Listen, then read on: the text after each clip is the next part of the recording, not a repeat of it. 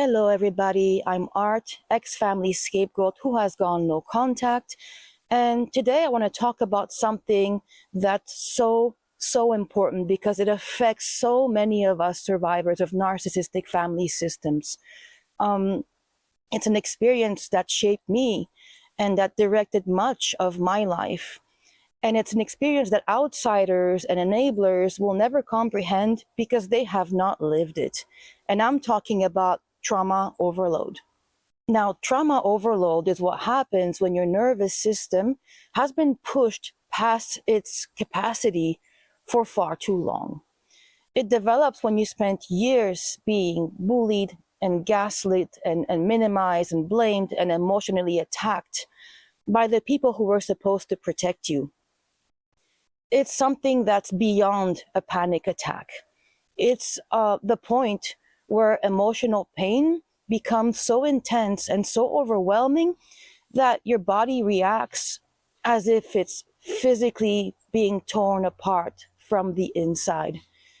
I mean, your entire body becomes flooded with emotional and physiological pain and shock at the same time.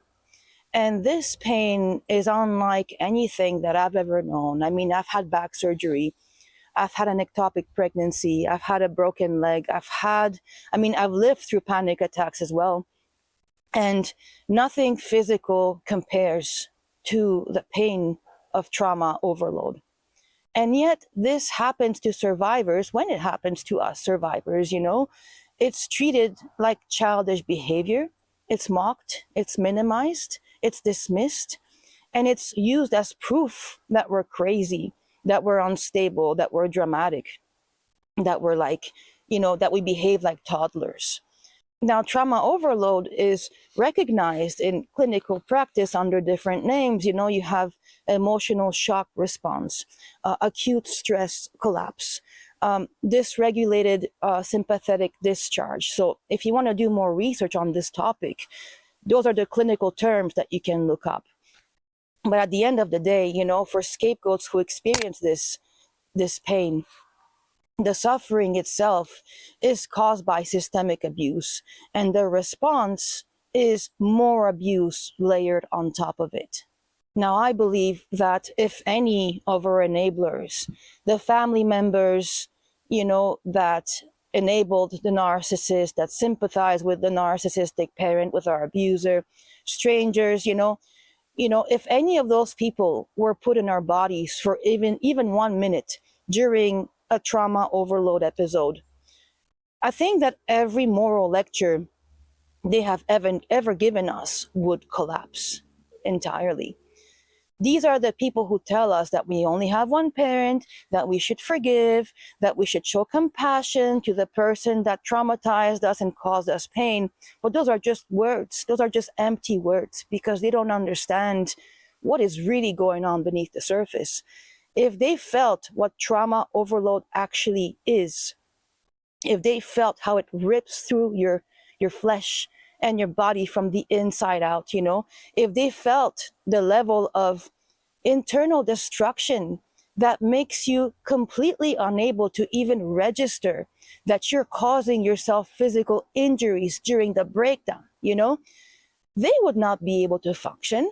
They would scream for help. They would beg for an intervention. They would run and never go back. They would protest, but they were never the targets. They were never the ones used for emotional relief by a parent who claimed victimhood every time that they hurt their own child in the aftermath. Now you take the most painful psychological experience a human being can endure and combine that with denial, mockery, shaming, disownment, smear campaigns, and outsiders recruited to gang up on you. I don't think a group of human beings can sink much lower than what you see in this phenomenon of scapegoating. Their reaction to the condition they created within a person, within a human being, exposes exactly how they see us. It reveals how corrupted the narcissistic family system really is, and how corrupted any narcissistic system becomes, whether it's at home or at work or in a community or anywhere else. Abusive behavior in families rarely comes from one single explanation, okay? It's not always just, okay, this person has narcissistic personality disorder and that's the end of the story. That's not it. I mean, yes, it's it, but there's many factors that stack together to create this scapegoating dynamic. Um, Narcissistic behavior often overlaps with other unrelated problems. And many narcissistic parents show a combination of traits. There is narcissism, yes, but it's often a symptom of much deeper issues, such as addictions, unresolved trauma, mood instability, paranoia, severe anxiety. Sometimes you see borderline traits. Sometimes you see bipolar instability. Sometimes you see delusional thinking, sometimes long-term depression that turns into bitterness and rage and so on, and very often you see the impact of their own childhood, the way they were raised, or perhaps their own trauma, which they don't deal with. So they project their own pain, or they pass on the way they were raised. They pass on whatever they've learned without ever questioning, without any introspection, um, none of this excuses abusing a child or targeting a family member. None of these conditions excuse the behavior of enablers who know exactly what is going on and choose to pretend that nothing is wrong and that everything is normal. They will insist, okay, that the abusive parent is just emotional or stressed. They tell the scapegoat that nothing that's happening in the house should hurt them, that they're exaggerating, that they're oversensitive, that they are dramatic or stupid for expressing pain. I mean, it's really a catch-22, because the narcissistic parent is allowed to throw tantrums. And when the scapegoat is showing signs of trauma from that, they are told to be quiet and shut the hell up.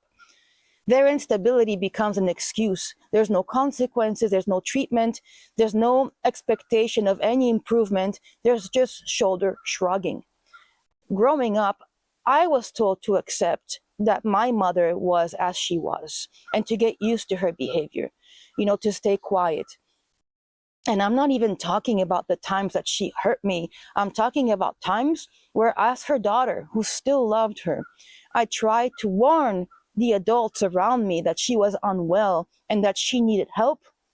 She wasn't like other moms. This was very clear. There was something wrong. And as a young teenager, I could see there was something wrong with this person, And the response was always the same, oh, she's crazy. What can you do? Ha, ha, ha, ha, ha. Laughter. My big brother would react like that. Or, oh, she does this to me too. If I can take it, you can take it. And this is how her narcissism grew worse. This is how a child becomes the emotional container for an entire family system. An untreated, unstable parent becomes more chaotic, more selfish, more destructive, when they surround themselves by people who enable them, and instead of actually doing something about what's going on. And when they feel overwhelmed, when they feel threatened, they will turn to the scapegoat, because the scapegoat is the easiest target to punish, while everyone else pretends not to see what's going on. And before I go further, I do want to make something clear, that when I speak about, my life story, I speak from a place of safety. My teaching style has always been rooted in talking openly about my experiences, because silence is what keeps survivors ashamed and confused. Now, I know I'm not the problem, and I'm telling you, you're not the problem.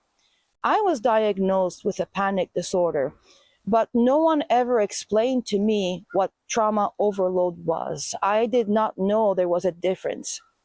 My symptoms were treated as one single issue, and I was medicated. And of course, every time I improved a little, everyone urged me to go back to my abuser, including therapists, And so I always did. And when I did, the sickness always returned each time. And each time my symptoms got worse than before I went no contact. Now, today, I no longer need medication and I no longer have panic attacks, but this is not magical thinking. This is because, I decided that I had uh, to kick the guilt to the curb. I had to stop caring about what they thought about me. I had to stop caring about any moral obligations. I had to put my mental health first, no matter what. Like literally, no matter what, my mental health had to be number one. I was left alone with a severely unwell and abusive woman throughout my entire adolescence and early adulthood. And the abuse continued until I ended contact and beyond contact, because the system still continues, on its own. Even when you leave, your name is still going to be smeared, And so I want to highlight something important. Mental instability feeds narcissism, and narcissism feeds instability. So when she felt inadequate, when she felt her symptoms, then she attacked me. When she felt overwhelmed, she made me responsible for her sickness. When she was paranoid, she searched for me with a belt. She treated me as the cause of the chaos that she carried within, like I was her sickness, And she was unable to introspect about this. I mean, every time she was stressed, she invented a reason why I would cause it, even though I was in my room reading a book, And she would punish me and claim victimhood in the aftermath. And she was so believable because she really was sick, And so her behavior was overwhelming, And anybody that came home and saw the way she behaved, okay, who caused this? Who caused this? It's you. It's you, Instead of looking at what is going on within this woman, So when a person has untreated mental illness, especially paranoia or mood instability, the narcissistic traits become extreme. So instead of seeking treatment, they project their chaos onto the scapegoat even more. They will shame the child for their own emotions they cannot handle. They will blame the child for their own failures. And if the child speaks up, they will respond with rage and destruction and complete character destruction. And this kind of environment will wire a child's nervous system into survival mode long before the child even understands what survival actually means. Trauma overload is not created in a single moment. It develops slowly, okay? It develops slowly through the years of being the emotional container for a parent who cannot regulate themselves and a family that refuses to protect the child. And at first, the body, your body will try to use its normal survival programs. So the child is pushed into fight or flight again and again and again and again. And they're going to be called terrible and oppositional for that, even though they are constantly pushed into that state, And so when fight or flight can't resolve the danger, the body moves into overwhelm, shutdown, freeze, And as the years pass, the nervous system becomes exhausted of living like this. It cannot use these programs forever. That is when the trauma overload happens, erupts. My entire body would basically get flooded with pain that tore through my chest, through my stomach, through my hands and my feet. My head felt like it would just burst. I felt I had this fear that a vein or something would pop because the pressure was so immense, the pain was so real. And my hands and my arms would stiffen, and the energy inside me, it felt so violent and trapped. And we could try to force it out without understanding that we may be inevitably hurting ourselves, because we don't even feel the pain that we may be causing ourselves as we're like reacting and thrashing around the room or whatever. Trauma overload is the point where the nervous system can no longer carry the weight of ongoing abuse anymore. And what I've experienced is, as you're going through this, they will yell at you, they will scream at you, they will, the abuse will continue. As you're experiencing this incredible amount of pain in your body, more abuse will be piled up on top. Now, I want to talk about what's happening in our body, because the whole point of this is healing. Okay? The whole point of this is healing from this. Okay? And in order to heal from this, I want to explain to you a little bit how the body works. Okay? So, there are 3 states that many of us scapegoats experience, like I mentioned, okay, before the collapse happens, okay? Now, a panic attack is the body trying to escape a threat, okay? So the heart will race, your breathing will become fast, your hands will shake, your vision will narrow, and you're gonna feel the adrenaline in your body. This is the flight response, okay? It's the sympathetic system firing at full speed in your body.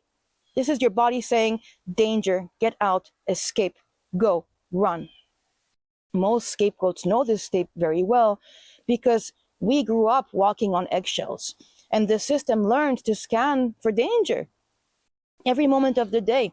Even in adulthood, a small trigger can send the body straight into a panic because of our upbringing. Now, then you have the freeze response, okay? The freeze is different because freeze is the moment that the body shuts down because it can't take it anymore. So you feel numb. Instead of, the body completing its cycle and bringing yourself to safety, there is no safety. So you dissociate, you become numb, you disconnect from yourself. This is your body's way of protecting you. This is the dorsal vagal system pulling the emergency brake. So freeze happens when the body senses danger, but also it senses that the escape is not possible. So we shut down. And this is what happens for many scapegoats who lived through the abuse with an abusive parent and an antagonistic parent every day. You could not fight the parent, you could not leave your home, you could not defend yourself without being punished for it. So the nervous system chose freeze to protect you. And then you get the mixed state, okay? And this is where the state where, I think, again, almost every survivor of narcissistic family systems can recognize this. It's the moment where the panic and the freeze collide together. So the panic will rise, yet at the same time you feel stuck and unable to stop the wave moving through you. So there's no shutdown. You feel the wave, but you're stuck. And this is a mixed state. This is the sympathetic system and the dorsal vagal system that fire together at the same time. And if the body is trying to run, it's like your body is trying to run and collapse at the same time.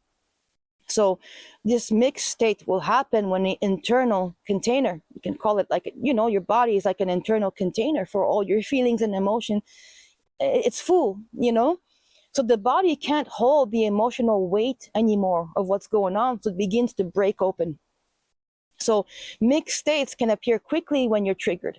They're very intense, but you still have some window of tolerance left. You're overwhelmed, but you're not fully offline. So think of it as a system being overloaded, but it didn't collapse yet. Now, trauma overload is really when you hit that stage where your body has no more capacity. Trauma overload is what happens when the window of tolerance collapses completely. There's nothing left. The thinking brain goes offline, and the body fires survival energy in waves.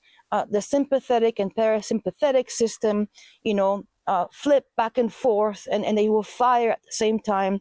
The pressure of stored trauma becomes too high. And then it's like you have this internal explosion, an implosion, should I say. Now, they will call this attention seeking. They will call this childish behavior. But this is one of the most painful things a human being can experience, in my opinion. This is the natural consequence of being pushed past your nervous system's limit by years of scapegoating, emotional neglect, humiliation, intimidation. and growing up with no safe adult, no safe family member to turn to.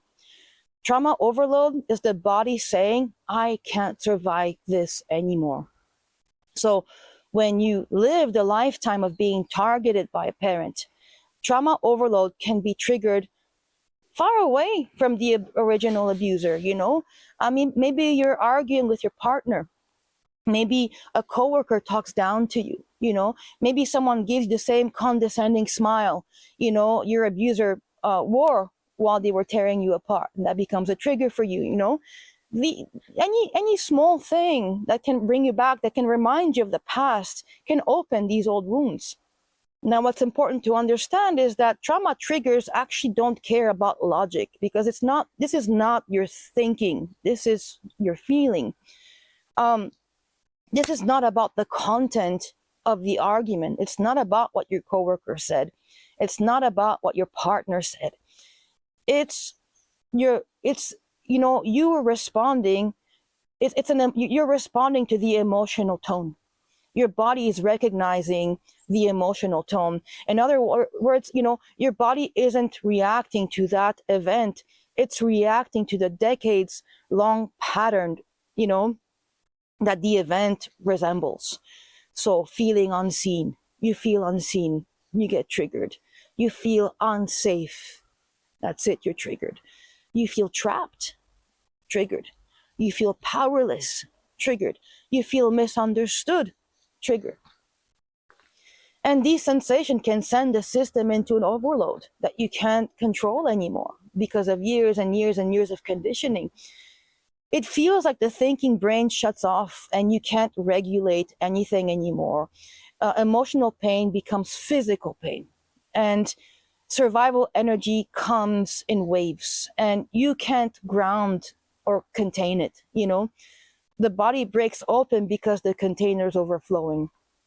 So when you reach a mixed state or trauma overload, your body is not choosing the chaos. It's trying to survive something that feels life-threatening based on old emotional memories.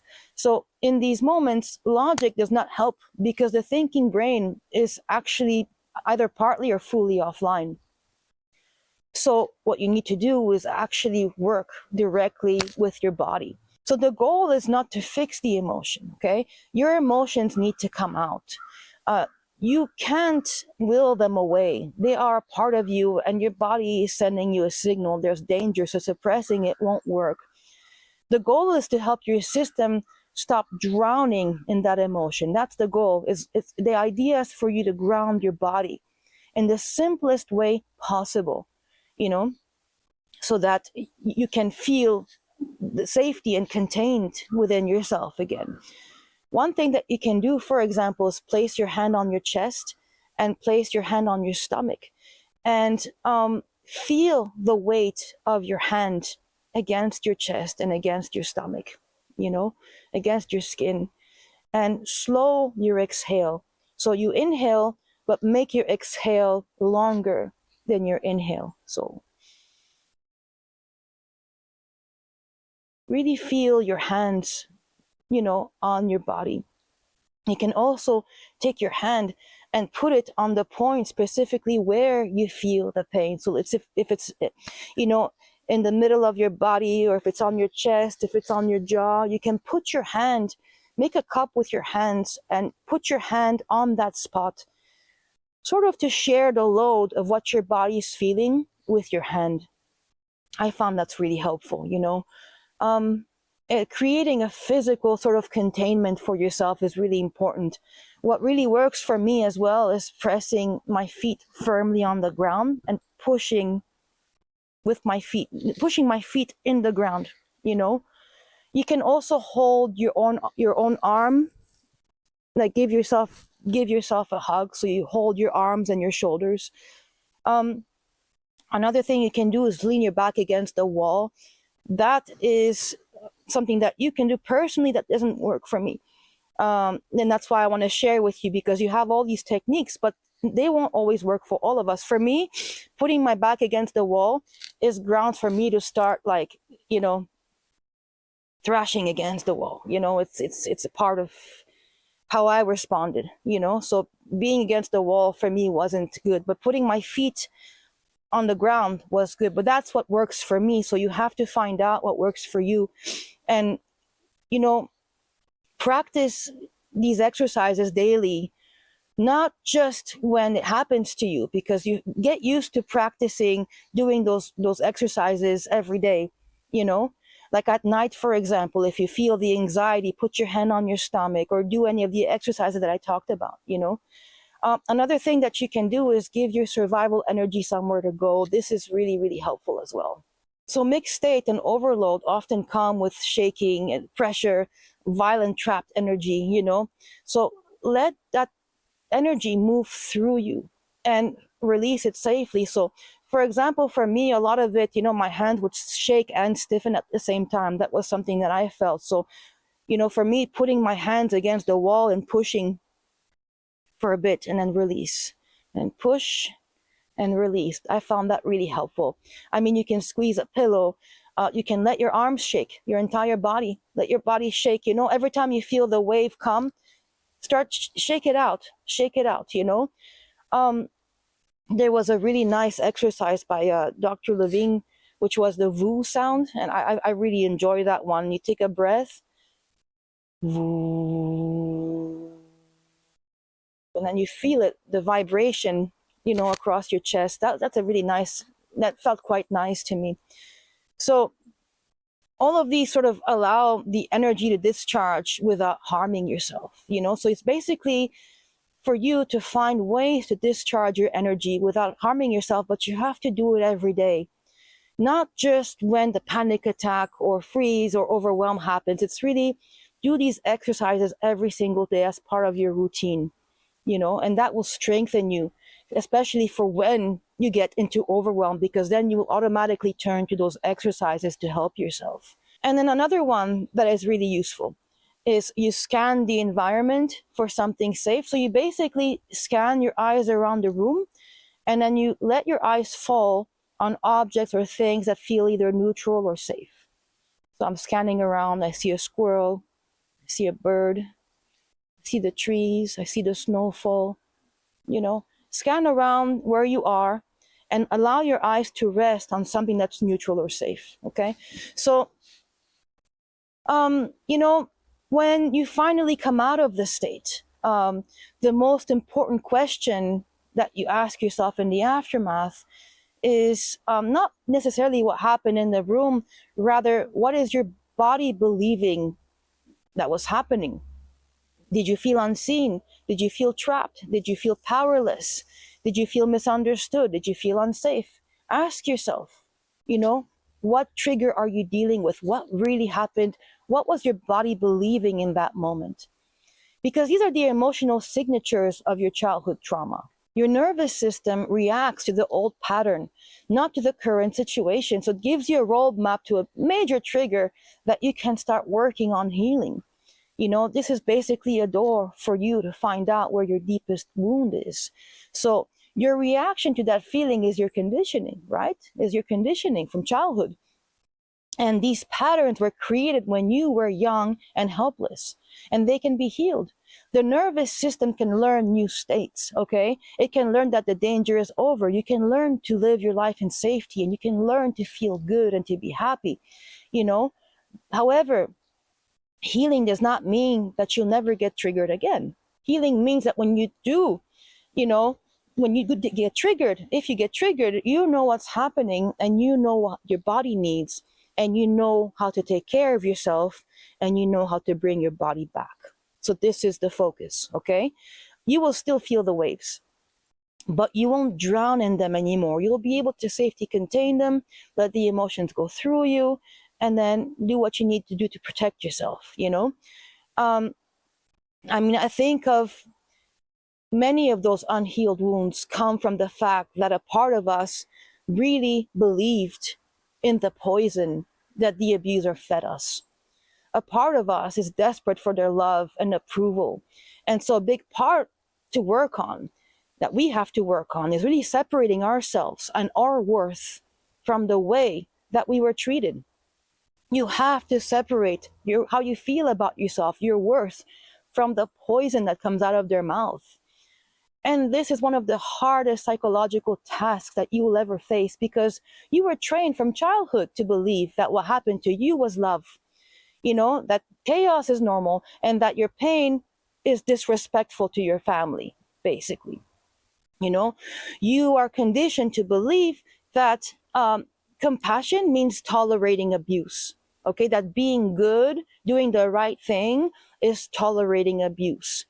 And this is something that some therapist that I work with was trying to teach me, and I'm not down with that at all. I think that some people need training to really understand the scapegoating phenomenon before they even talk about sending whoever back into that system. This is my personal opinion.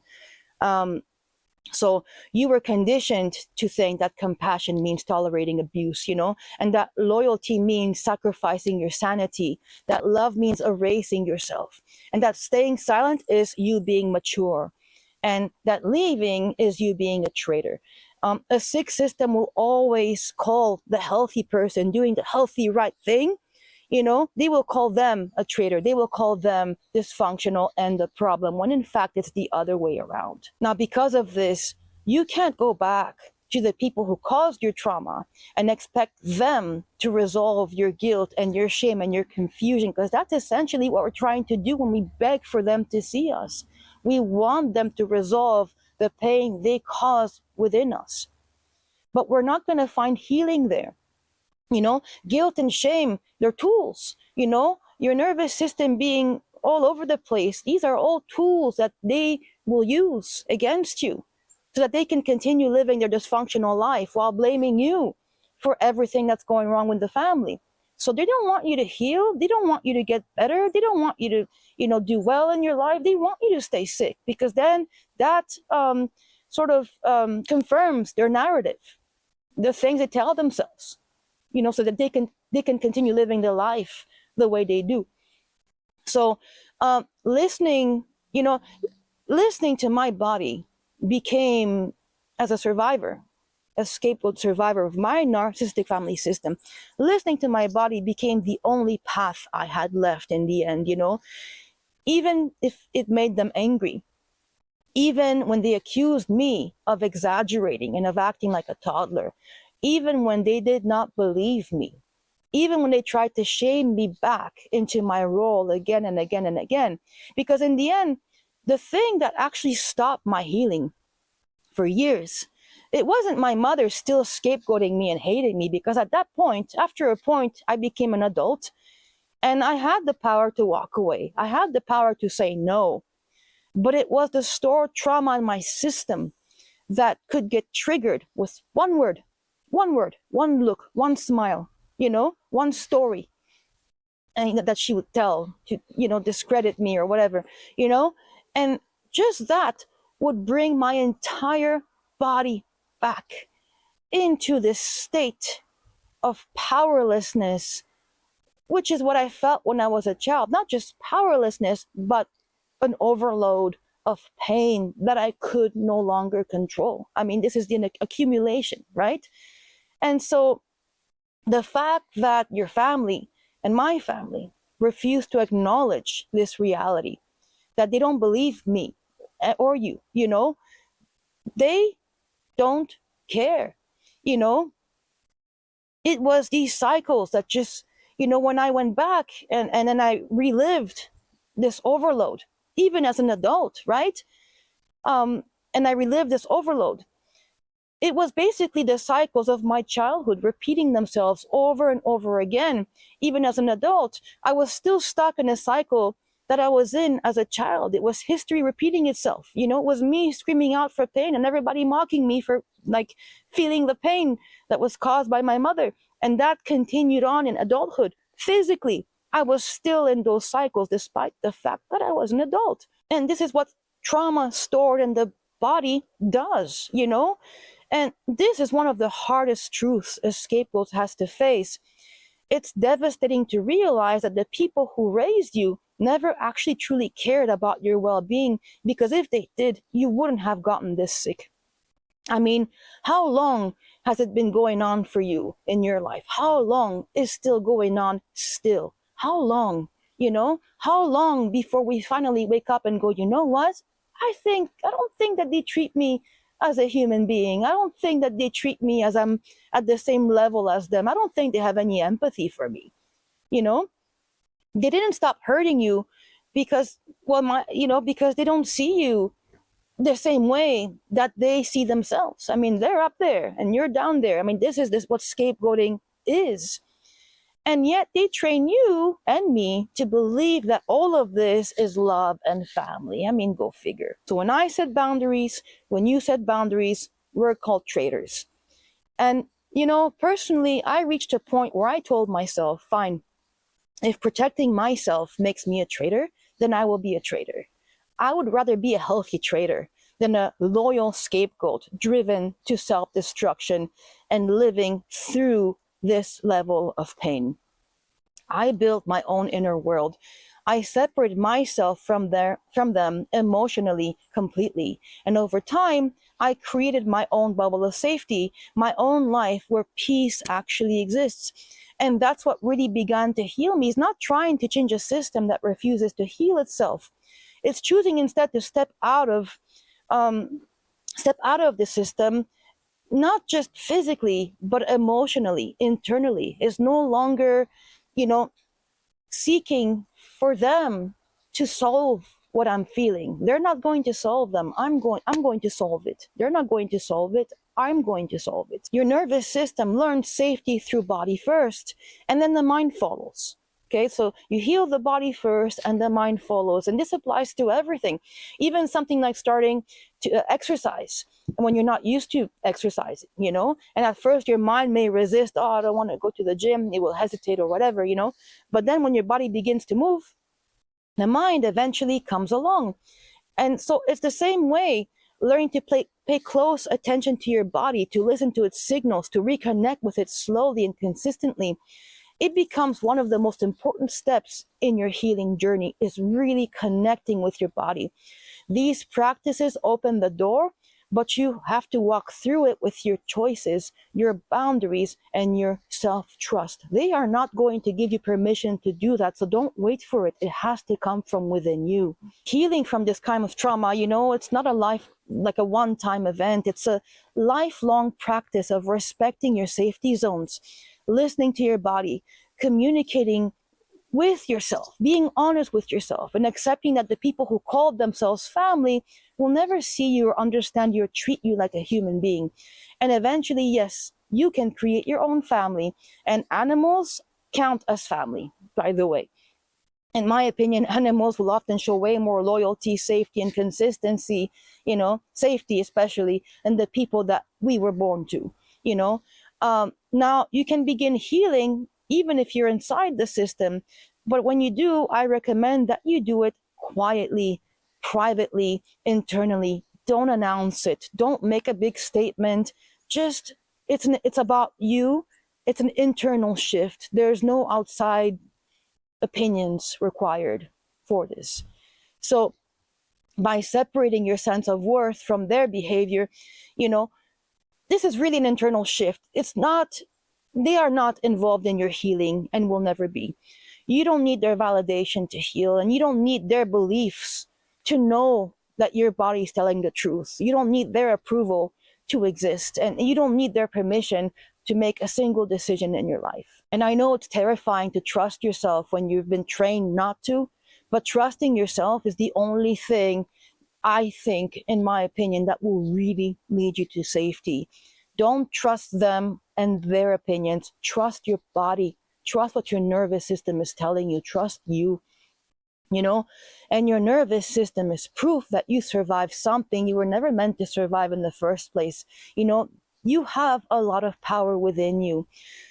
Your work now is on building those inner boundaries, building these psychological doorways between you and the system.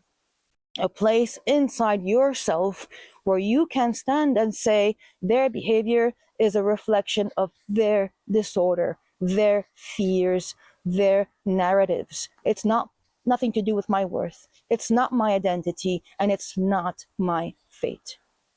There is a self in you that has been untouched by their chaos, a self that does not need their permission to grow. And that's, when you're traumatized, it's like it adds layers, like an onion, right?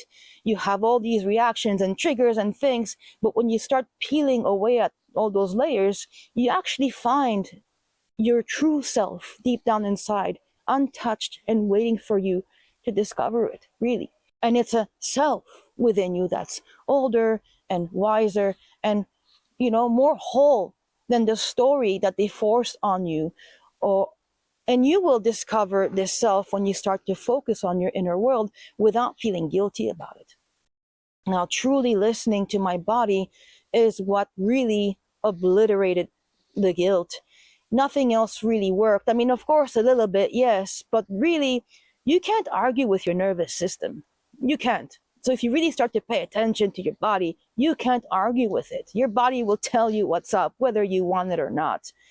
So your body is your first priority. There are no words anyone could say that could separate me from my physical truth, of my trauma. The shaking, the shutdowns, the nausea, the panic, the exhaustion, the freeze, no amount of denial from my ex-family, will change what my body has actually lived through and what they put me through. I don't need them to believe that, because I know, my body knows, my nervous system knows. My nervous system has my entire story. And yes, what follows is grief, betrayal, and heartbreak, of course, because you're not dealing with trauma in your body, just with the trauma of your body. You're also dealing with abandonment, and with people who literally disown you for being sick. That's literally what these systems do. They will disown you for literally making you sick, and then you actually getting sick. But once you stop trying to extract their validation, validation from people who refuse to give it to you, you actually reclaim your energy. You reclaim the energy that you've been bleeding for years, and that energy can actually go towards you, towards your healing. All that energy you used on ruminating, thinking about what they said, what they did, how to prove you're sad, how to make them understand, how to show them, your pain, how to, how to this, how to that, show them articles, make them understand what child abuse does to somebody, all that stuff, all that energy predicting their patterns, all that energy trying to, hoping for change, maybe even planning revenge, all that energy can actually finally go back to you, to your self-care, to your boundaries, to your selfish decisions, to your selfish life. Good. Let's be selfish. Let's bring all that energy back to us and be selfish. Be selfish. Healing doesn't begin when the system ends, because the system will not end. It doesn't end. In my experience, it doesn't end. It begins when you let the system define you, when you de-enmesh from them completely, when you completely separate yourself from them. You don't need to announce anything anymore. You just do you for you. And you just, the only approval that you need is your own. And from that moment on, your body, your mind, your deeper self will guide you towards a world that is finally selfishly and healthily yours. A world that fits just you, and a world that is waiting for you. So I hope this helped you. And remember, I love myself, I trust myself, and I'll see you soon.